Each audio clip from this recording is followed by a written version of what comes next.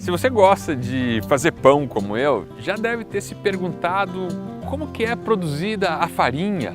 Por que algumas farinhas absorvem mais água que outras? Qual que é a diferença entre um lote, entre um pacote de farinha e outro? E para aprender mais sobre isso, eu resolvi fazer uma viagem para o sudoeste do Paraná e, com a ajuda da Bioorgânica, visitar produtores, moageiros e especialistas na produção de farinha. E eu queria te convidar a vir comigo nessa viagem e acompanhar aqui no canal todo esse processo do grão até o pão.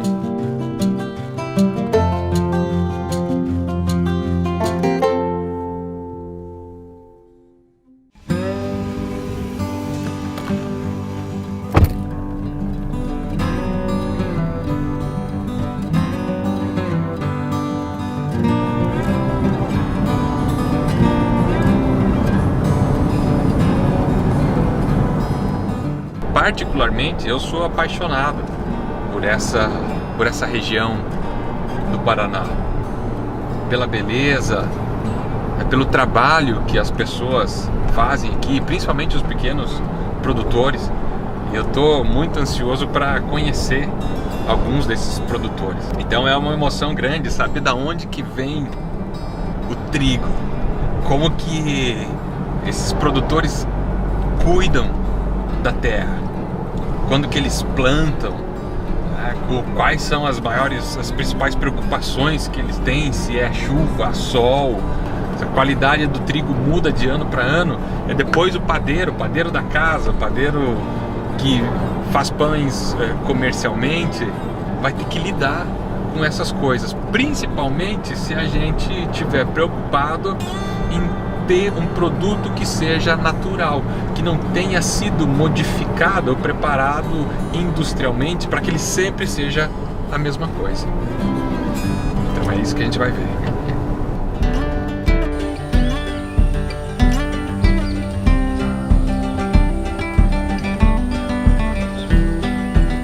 Minha primeira parada nessa viagem foi na propriedade do seu Pedro e da dona Lourdes Gothems. O seu Pedro é um dos cerca de 150 pequenos produtores de trigo da Bioorgânica. Ele mora em Capanema, uma cidade no sudoeste do Paraná, quase na divisa com a Argentina. Numa propriedade de pouco mais de 9 hectares, seu Pedro e dona Lourdes plantam mandioca, abóbora, arroz, feijão, milho, amendoim, batata, banana, criam porcos, galinhas, bois, uma verdadeira abundância de produtos que eles produzem para a subsistência. Mas para mim, a estrela da produção do seu Pedro é o trigo. Na verdade, uma seleção de diferentes variedades de trigo e cevada que ele mantém há mais de 40 anos e recebeu de herança dos seus pais. O seu Pedro me explicou que o plantio dessas diferentes variedades de trigo e cevada juntos, ao invés de uma única variedade, é uma forma de garantir maior produtividade em virtude das eventuais mudanças e diferenças do tempo e da chuva durante a safra. Então, você já pode imaginar o potencial de sabor dessa mistura. A Bioorgânica, ela congrega vários pequenos produtores, são mais de 150 ou cerca de 150 produtores que ela congrega. E eu tive a honra e a alegria de poder visitar e conhecer o seu Pedro Gothems, que mora em Capanema há mais de 40 anos, é um pequeno produtor de trigo. E o trigo que ele produz, eu tive a oportunidade de experimentar alguns anos atrás, tem um sabor excelente. Tudo que ele produz aqui é uma pequena quantidade para consumo próprio, ele vende um pouco e ele tem as máquinas e todo o processo de beneficiamento ele faz aqui mesmo desse trigo que ele usa para fazer o pão que eles comem. Esse aqui é o trigo lajadinho do seu Pedro. Qual que é a história desse trigo? Olha, esse trigo ali, o meu finado avô já plantava em Lajeado, Rio Grande do Sul, depois em Três Passos. E daí, quando eu era criança ainda, eu me lembro que ele plantava esse trigo. Só que daí, mais tarde, ele foi mais desativado porque o governo proibiu os moinhos pequenos. Então foi parado. E daí consegui de novo, aqui no Paraná, eu consegui de novo essa semente. E agora já faz acho que faz uns 30 anos que eu planto ele. E esse trigo aqui, o nome dele é Lajeadinho porque ele vem de Lajeado. Que a propósito, veja a coincidência, foi onde eu nasci, né? Em Lajeado, no Rio Grande do Sul. O que o trigo precisa para ele ser um trigo bom? Ele precisa, quando ele é pequeno, ele precisa frio. Por isso que o Mato Grosso, São Paulo, não produz trigo, porque não é frio que chega. Ele precisa frio e chuva normal ou acima da média também é bom. Mas a hora que ele começa a emborrachar, fazer o papo, a folha pandeira, dali para frente ele quer pouca chuva. Porque os antigos diziam, o pólen do trigo tem que cair nos rachados da terra para dar trigo bom. Então, o trigo de cada ano, ele varia? Varia. Que tem várias coisas que mudam. Nós até ontem, eu e um sobrinho meu estava comentando. No ano passado eu plantei no mesmo dia desse ano. No ano passado deu bem, esse ano deu pior. Daí tem outro fator. A chuva, diferente. A lua, diferente. O clima, às vezes, também é diferente. O frio numa época que não é propício.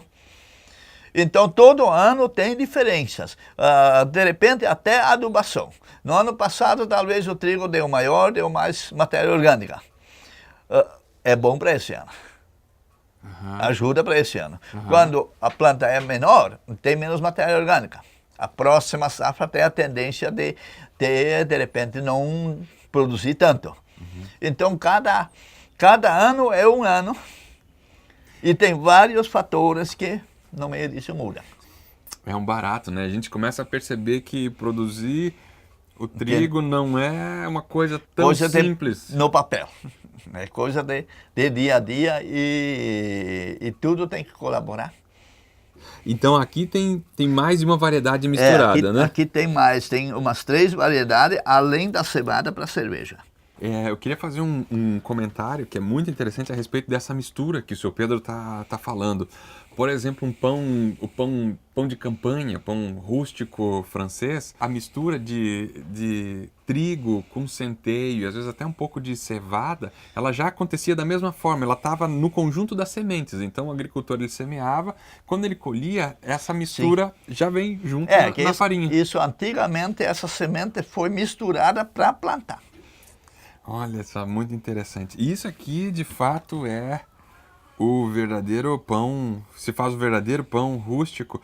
E eu entendi, então, que isso aqui é uma forma de garantir que a colheita vai ser, de certa forma, que não melhor. se perde a safra inteira. Não é colocar todos os ovos numa única cesta, mas dividir. Você ter variedades de grãos diferentes. Sim. Que vão compor o volume de semente que depois vai ser feita a farinha. Que barato. Nossa, isso aqui então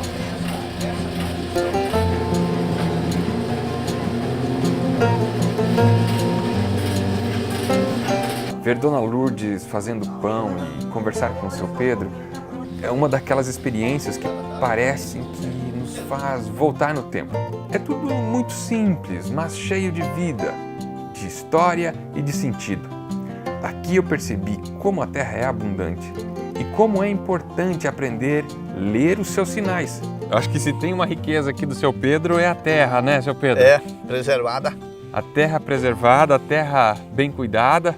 Para um padeiro, para quem está fazendo pão em casa, valorizar isso, valorizar desde o trabalho do produtor, a qualidade da terra, da semente, para que quando a gente poder morder o pão, ter todo esse sabor e toda essa consciência.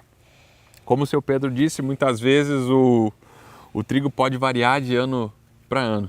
E é o desafio do padeiro saber como trabalhar com essas diferenças.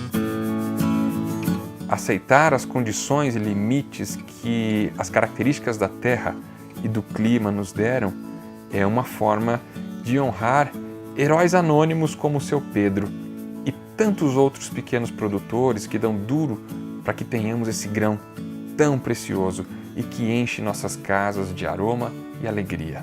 Eu queria agradecer, seu Pedro, por tudo que o senhor faz, pelo cuidado que o senhor tem com a terra e porque, graças a Deus, que pessoas como o senhor, a sua esposa e tantos outros produtores familiares existem e produzem esse bem tão precioso, que é comida para tanta gente, que é o trigo, e não só o trigo, mas também a soja, a batata, a mandioca, a abóbora, a cebola e tantas outras coisas que pessoas como o senhor e famílias como a sua produzem para a gente. Muito obrigado. Sempre às ordens. Isso aí.